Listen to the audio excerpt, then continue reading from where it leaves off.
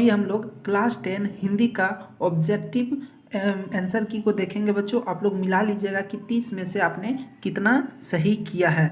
देखिए ऊपर में दिया गया है निर्देश, निम्नलिखित गद्यांशों को ध्यान पूर्वक पढ़कर प्रश्न संख्या 1 से 4 तक के लिए सही विकल्प का चयन करें। यानी कि ये जो गद्यांश दिया गया है बच्चों, इसे पढ़कर आपको 1 से 4 तक का उत्तर देना है। तो पहला प्रश्न है हम लोगों का, स्वावलंबन का क्या अर्थ होता है? तो स्वावलंबन का अर्थ होता है बच्चों अपना सहारा स्वयं बनना।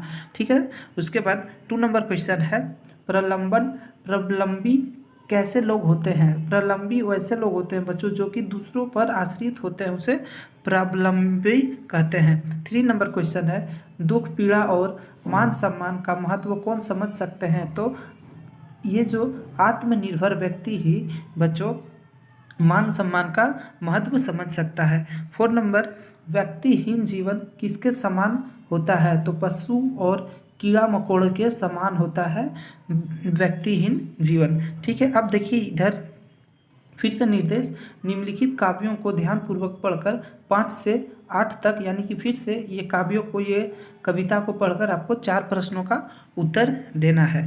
तो 5वां प्रश्न है हम लोगों का, काव्यांश में माँ की उपाधि किससे दी गई है? तो भारत को दी गई है। माँ की जो उपाधि है वो भारत को दी गई है।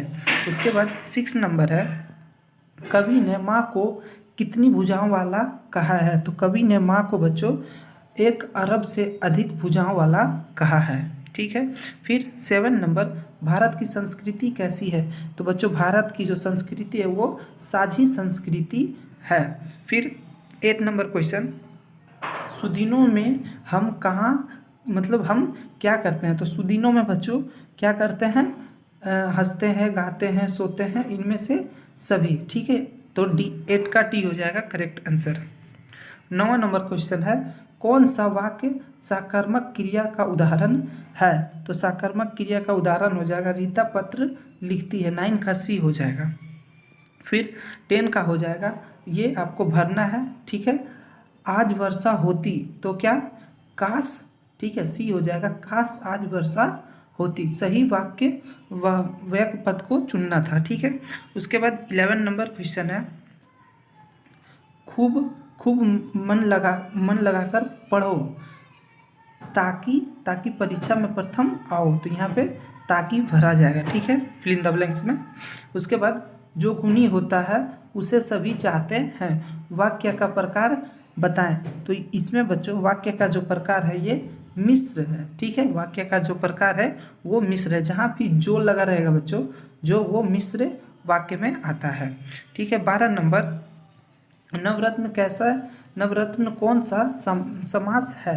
तो बच्चों नवरत्न जो है वो एक दुगु। ठीक है, ये C हो जाएगा इसका करेक्ट आंसर। 14 नंबर है, राम से पढ़ा नहीं जाता, वाक्य का प्रकार बताएं। तो बच्चों इसका जो प्रकार हो जाएगा वो भाववाचक हो जाएगा। 14 का C।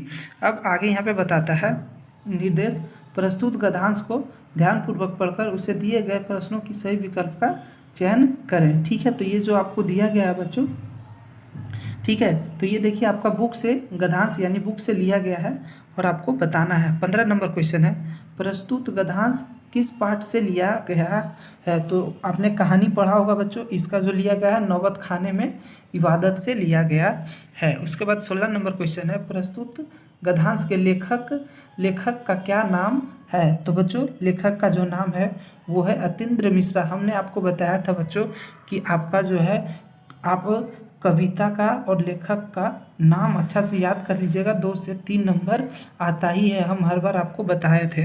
ठीक है। 17 नंबर है, काशी को किसकी पाठशाला कहा गया है? तो संस्कृत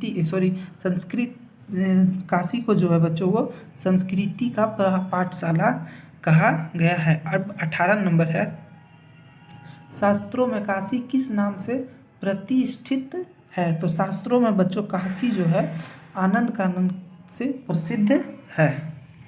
19 नंबर देखिए, प्रस्तुत काव्यों को ध्यानपूर्वक पढ़कर उसे दिए गए प्रश्नों का सही, तो ये बच्चों आपके बुक का है। ठीक है, ये भी आपका बुक का है। उसके बाद 19 नंबर है क्वेश्चन, प्रस्तुत काव्यांश किस पाठ से लिखा गया है?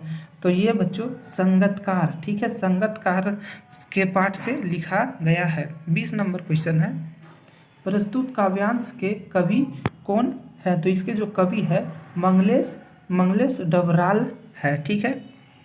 उसके बाद मुख्य गायक की आवाज़ कैसी थी? तो बच्चों मुख्य गायक की जो आवाज़ है वो चट्टान जैसी भारी, ठीक है, मुख्य गायक की आवाज़ चट्टान जैसी भारी थी।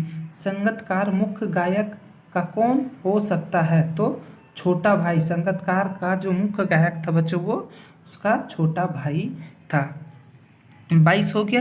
अब 23 नंबर क्वेश्चन, 23 नंबर देखिए, जो कि निर्देश दिया गया है, निम्नलिखित प्रश्नों के सही विकल्पों का चयन करें, जो कि आपके बुक से है। अकेले सफ़र का वक्त काटने के लिए नवाब साहब ने क्या खरीदा था? तो बच्चों नवाब साहब ने क्या खरीदा था? खीरा खरीदा था। 24 नंबर क्वेश्चन है, लेखिका और उनके पिता के बीच टकराव का क्या कारण था? तो बच्चों विचारों का भिन्नता, ठीक है, विचार उन दोनों का नहीं मिलता था, जिनके कारण वो लेखिका कुछ करना चाहती थी और लेखिका के पिता उसे कुछ और करने के लिए कहते थे, जिसके कारण टकराव होता था।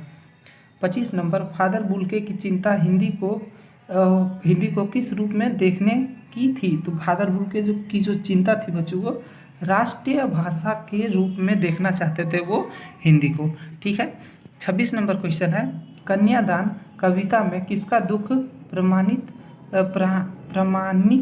प्रामाणिक बताया गया है? तो माँ की बच्चों कन्यादान में एक माँ की दुख की मतलब कहानी बताया गया है। अब 27 नंबर क्वेश्चन है, परशुराम के क्रोध को किसने शांत करने का प्रयास किया था? तो श्री राम ने, भगवान श्री राम ने परशुराम का क्रोध शांत करने का प्रयास किए थे। 28 नंबर क्वेश्चन है, भोलानाथ और उनके साथियों द्वारा बिल में पानी डालने से क्या निकल आया? तो बच्चों सांप निकल आया था, कहानी आप लोग पढ़े होंगे। 29 नंबर क्वेश्चन है, जॉर्ज पंचम की लाट कहाँ स्थित थी? तो बच्चों दिल्ली में स्थित थी। कहाँ स्थित थी? दिल्ली में। और उसके बाद 30 नंबर, कांटों को हिंदुस्तान का क्या कहा जाता है? तो कांटों को बच्चों हिंदुस्तान का स्विट्जरलैंड कहा जाता है। तो बच्चों चैनल को सब्सक्राइब करें, वीडियो को लाइक करें, वीडियो को अपने दोस्तों में शेयर करें और कमेंट कर आप लोग बताइएगा बच्चों कि इस 30 में से आपने कितने सही किए हैं। ठीक है बच्चों, फिर मिलेंगे नए वीडियो में, तब तक के लिए धन्यवाद।